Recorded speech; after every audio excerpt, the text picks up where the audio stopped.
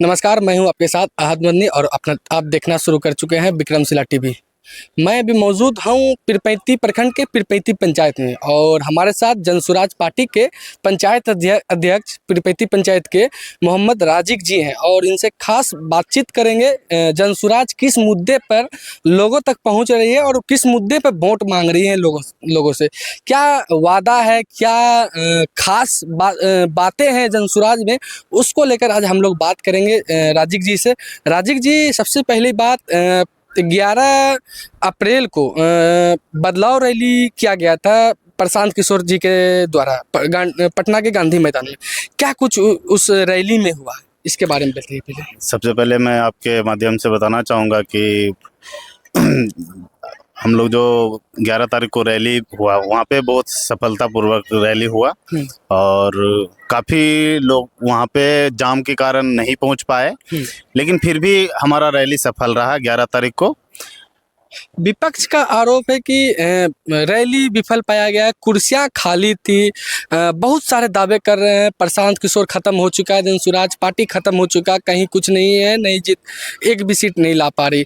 क्या हकीकत है ज़मीनी स्तर पे जनसुराज, जनता क्या कह रही है जनसुराज के बारे में, उसको लेकर आप क्या देखिए, जमीनी हकीकत ये है कि कुर्सी खाली, मतलब ऐसा है कि अब 20 लाख कुर्सी लगा दिया गया और हम लोगों का टारगेट था कि 10 लाख लोग वहां पहुंचे, लेकिन जाम के कारण बहुत सारे लोग नहीं पहुंच पाए। 2 से 2.5 लाख लोग जो है जाम में फंसे रहे और 2-2.5 लाख 3 लाख के आसपास लोग पहुंचे थे, लेकिन हम लोगों को जो कुर्सी लगाए थे लगभग 10 लाख, क्योंकि प्रशांत जी का सोच है कि सबको कुर्सी मिले, उस हिसाब से लगाया गया था कि कहीं ज़्यादा हो जाए उस समय कुर्सी खोजना ना पड़े, सबको सीट मिलना चाहिए, क्योंकि ये जनसुराज पार्टी जो है ये जनता के बारे में सोचती है। क्या सोचती है जनता के बारे में, क्या जनता को फायदा, इनकी पार्टी सत्ता में आती है तो क्या लोगों को फायदा मिलेगा? हालांकि अभी जदयू भाजपा की सरकार है बिहार में और डबल इंजन की सरकार बोला जाता है इनको। कुछ साल पहले राजद की सरकार और जदयू राजद के सम्मेलन की सरकार थी। जनसुराज आती है तो लोगों को क्या फ़ायदा होगी, उसके बारे में आप लोगों तक क्या बोलना चाहेंगे? जनसुराज, जैसे कि पहले भी हमारे प्रेरणा स्रोत जो प्रशांत किशोर जी हैं वो 5 मुद्दे को लेकर चल रहे हैं, मुहिम चलाए हैं और उसी 5 मुद्दे पे जनसुराज काम कर रही है। बिल्कुल ये है कि पहले युवाओं का पलायन रोका जाए। जो इस मुद्दे पे भाजपा भी वोट मांग रही है, राजद भी मांग रही है, जदयू भी मांग रही है, जनसुराज भी मांग रही है, तो जनसुराज को क्यों वोट करे, राजद को क्यों नहीं वोट करे, भाजपा को क्यों वोट न करे? ये सबसे पहले मुद्दा तो हमारे प्रशांत किशोर जी का उठाया गया है। वर्षों से इस मुद्दे पे मतलब कि लोग दूसरी भाजपा राजद पार्टी वोट मांगती आ रही है, जीतती आ रही है, लेकिन झूठे वादे, कहीं कुछ नहीं जमीनी स्तर पे लोगों को मिल पाया। और जनसुराज भी उसी मुद्दे पे, उसी वादे पर वोट मांग रही है, लोगों तक पहुंच रहे हैं, आप लोग पहुंच रहे हैं।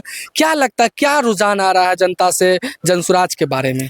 ऐसा कुछ नहीं है, मतलब ये है कि जनसुराज जो वादा कर रही है ये ज़मीनी वादा है और आप क्षेत्र भी भ्रमण कर सकते हैं, जो कि हम लोग ज़मीनी पे काम कर रहे हैं और बिल्कुल हम लोगों का जो वादा सटीक वादा है, पलायन रोका जाएगा। कैसे रोकिएगा पलायन आप? पलायन हम लोग उसको यहीं पे रोजगार देने का काम करेंगे।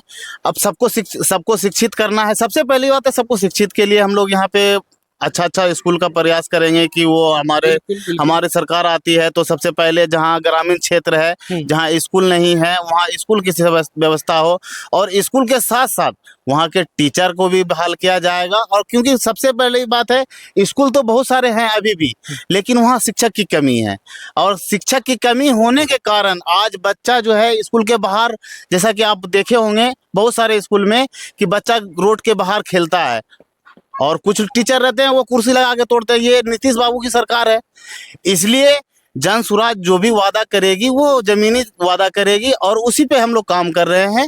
और 11 तारीख के बाद अब हम लोग अभी जो है हमारा पहला मतलब प्रशांत किशोर जी का रैली है 23 तारीख को हमारे पीरपैंती में प्रगति मैदान में होने जा रहा है। उसकी हम लोग तैयारी कर रहे हैं, बड़े जोर शोर से कर रहे हैं और यहाँ के लोग जागरूक भी हैं और भागलपुर सबसे नंबर 1 पे रहा है और हम लोग भागलपुर ही नहीं बल्कि पूरे बिहार में चाहते हैं कि बदलाव हो और हो के रहेगा। शिक्षा की बात करें तो पीरपैंती में काफ़ी दयनीय स्थिति है, बहुत बद से भी बदतर स्थिति है शिक्षा की। स्कूल में मिड डे मील नहीं मिलता है, शिक्षक तो बहुत सारे बहाल हो चुके हैं, यूपी मध्य प्रदेश के, बिहार के नहीं, और आते हैं लेकिन बच्चों को पढ़ाते नहीं। आप हालांकि पीछे देख सकते हैं, कैमरामैन दिखलाइएगा, सभी स्कूल के बच्चे हैं, छोटे छोटे बच्चे हैं, स्कूल से बाहर है, लेकिन किसी शिक्षक को कोई खबर नहीं है कि हमारे बच्चे कहाँ हैं, किस हालत में है। माँ बाप अपने बच्चों को स्कूल पढ़ने लिखने के लिए भेजते हैं, लेकिन यहाँ बगीचों में लापरवाही के कारण घूमते हैं। कहीं ना कहीं सरकार की दोहमतें हैं कि सरकार की लापरवाही है, तब जाकर यहाँ के शिक्षक लापरवाह बने हैं। अगर सरकार लापरवाह नहीं होते, ऐसे ऐसे शिक्षकों पर कनेल कस के बच्चों को अच्छी शिक्षा देते, मिड डे मील देते। और क्या कुछ वादे हैं बिजली को लेकर, क्या यहाँ पे स्थिति है बनी हुई? बिजली बिल लोगों का बहुत ज़्यादा आया हुआ है, माफ़ी नहीं हो रहा है। कम लोग 20 यूनिट जलाते हैं तो 200 यूनिट का पैसा आ रहा है। उसको लेकर प्रशांत किशोर की पार्टी जनसुराज, आपकी पार्टी क्या कर रही है, क्या कुछ करेगी जीतने के बाद? देखिए, अभी हम बिजली बिल के ऊपर तो अभी कोई भी हमारा वो नहीं है। जो हम लोग 5 मुद्दा चले हैं लेकर के, बिजली बिल जो है, जब प्रशांत किशोर जी की सरकार आएगी, जब हम व्यवस्था बदलेंगे, तो ये नहीं है कि सिर्फ बिजली ही बिल बदलेगा, या फिर जो अभी स्कूल में टीचर्स टाइम पे नहीं आते हैं या बच्चे इधर उधर भटकते हैं उसी को सही करेंगे, बल्कि हर एक मुद्दा को देखा जाएगा।